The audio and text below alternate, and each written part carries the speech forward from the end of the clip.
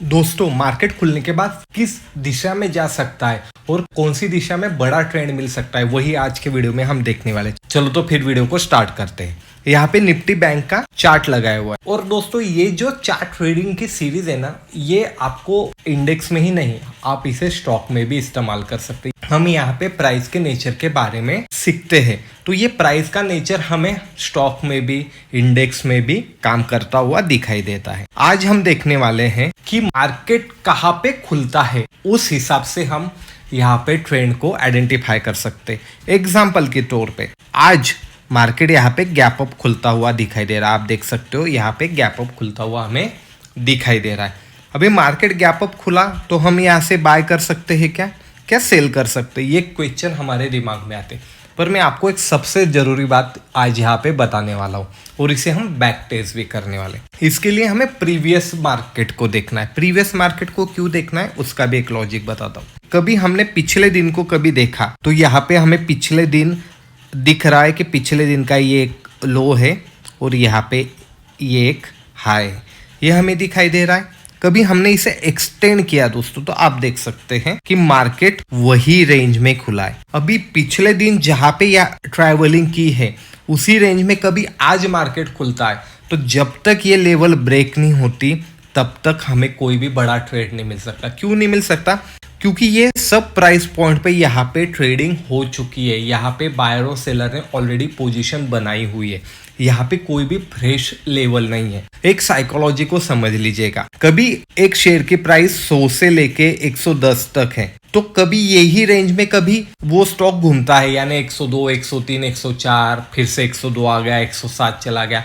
तो यहाँ पे जिन्होंने भी पोजीशन बनाई है, अभी यहाँ पे नई पोजीशन नहीं मिलने वाली। कब मिलने वाली नई पोजीशन? जब वो 111 के ऊपर निकलना स्टार्ट होगा, नहीं तो 99 के नीचे जाना स्टार्ट होगा। जब भी हमें यहाँ पे फ्रेश बायर या सेलर ऐड होने वाले। जिनको ये प्राइस अट्रैक्टिव लगने वाली थी वो उन्होंने सबने इस रेंज में अपनी पोजीशन बना चुके हैं। पर जो वेट कर रहे हैं, जिनको नई पोजीशन बनानी है, वो फ्रेश लेवल का इंतजार करने वाले हैं। फ्रेश लेवल यानी क्या? जिस लेवल में मार्केट ने ऑलरेडी ट्रेड कर लिया है उस लेवल से बाहर निकलना चाहिए। कम से कम पिछले दिन के रेंज से तो भी बाहर निकलना चाहिए। जैसे कि हम यहाँ पे देख रहे हैं, तो मार्केट तो वही रेंज में है। ये एक ही दिन हुआ क्या? नहीं, हम पिछले दिन जाके देखने वाले। इस दिन को कभी हमें ट्रेड करना है तो हम किस प्रकार कर सकते? हमें पिछले दिन की रेंज यहाँ पे आइडेंटिफाई करनी, जो कि हमें यहाँ पे दिख रही है। ये करीबन उस दिन का लो है और ये करीबन उस दिन का हाई यहाँ पे दिखाई दे रहा है दोस्तों, बराबर है। तो इसे हमने खाली आगे एक्सटेंड किया, तो आप यहाँ पे देख सकते हो कि जैसे ही रेंज को ब्रेक किया तो यहाँ पे हमें एक ट्रेड देखने को मिला है। क्यों मिला? क्योंकि उसने रेंज को ब्रेक किया। अभी रेंज को ब्रेक करने के बाद ट्रेड क्यों मिल रहा है? यहाँ पे जिनके भी स्टॉप लॉस थे ऊपर की साइड में, उन सबके यहाँ पे स्टॉप लॉस ट्रिगर हो गए और यहाँ पे हमें एक मोमेंटम देखने को मिल रही है। कभी आपको ये पॉइंट कम दिख रहे होंगे तो हम इसे कैलकुलेट करते हैं। जैसे कि ये लेवल से हमने यहाँ पे पॉइंट कैलकुलेट करना चाहे तो कितने पॉइंट? 266 पॉइंट यहाँ पे हमें वन वे रैली देखने को मिली है। लेवल ब्रेक होते ही हमने कभी यहाँ पे पोजीशन बनाई तो यहाँ पे एक बढ़िया सा ट्रेड हमें देखने को मिलता है। अभी और हम पिछला दिन को देख लेते हैं। जैसे कि यहाँ पे इस दिन को कभी हमें ट्रेड करना है तो पिछले दिन की हमें रेंज आइडेंटिफाई करनी है। जैसे कि तो हमें यहाँ पे एक लेवल मिलनी चाहिए, तो यहाँ पे लो है और ये यहाँ पे इसका उस दिन का हाई।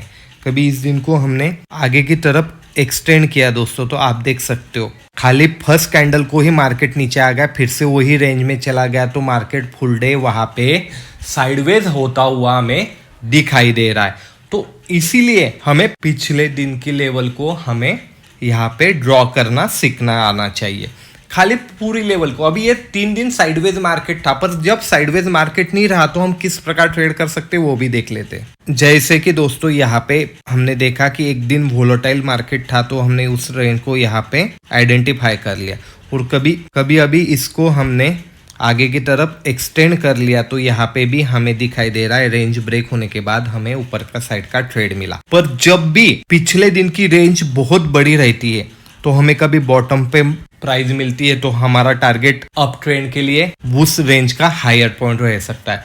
और ऊपर की साइड से कभी मार्केट नीचे आता हुआ दिख रहा है तो हमारा लोअर पॉइंट यहाँ पे टारगेट रह सकता है, और रेंज के बाहर निकल गया तो बढ़िया ट्रेड तो मिलने ही वाला है, सिंपल है। तो इसीलिए पिछले दिन की रेंज को आइडेंटिफाई करके मार्केट आज के दिन कहाँ पे खुल रहा है उसे समझना बहुत ही ज़रूरी है। उसके हिसाब से हमें यहाँ पे बड़े ट्रेड मिल सकते हैं। जैसे कि मैंने आपको ये एग्जांपल बताया है कि यहाँ पे मार्केट वही पिछले दिन की अभी तक रेंज में घूम रहा है। जिस प्रकार मैंने बोला कि यहाँ पे कभी रेंज बड़ी बनी तो टॉप से कभी हमें रिवर्सल का साइन मिल रहा है तो हमारा टारगेट ये लोअर पॉइंट रहने वाला है। उसके बाद में कभी ब्रेक करता है तो हम बाद में एनालिसिस करके नई पोजीशन बना सकते हैं, पर फर्स्ट टारगेट हमारा ये रहने वाला है। और कई बॉटम पे खुल के ऊपर की साइड का जाने का सिग्नल कभी हमें मिल रहा है तो हमारा टारगेट ऊपर के साइड में ये रहने वाला है। और कभी रेंज ब्रेक होती है तो यहाँ से हमें बढ़िया टारगेट तो मिल ही सकता है। तो ये समझना चाहिए दोस्तों, और ये बेसिक है कि मार्केट कहाँ पे खुल रहा है, उस हिसाब से हमें ट्रेड यहाँ पे मैनेज करना सीखना चाहिए। कभी आपको इसके बारे में और डिटेल जानना होगा तो कमेंट जरूर कीजिएगा, लाइक कीजिएगा, वीडियो को शेयर भी कीजिएगा, और इसी प्रकार के अनोखे नॉलेज के लिए मार्केट मंच चैनल को सब्सक्राइब भी कीजिएगा। मैं मिलूंगा आपको अगले वीडियो में। धन्यवाद।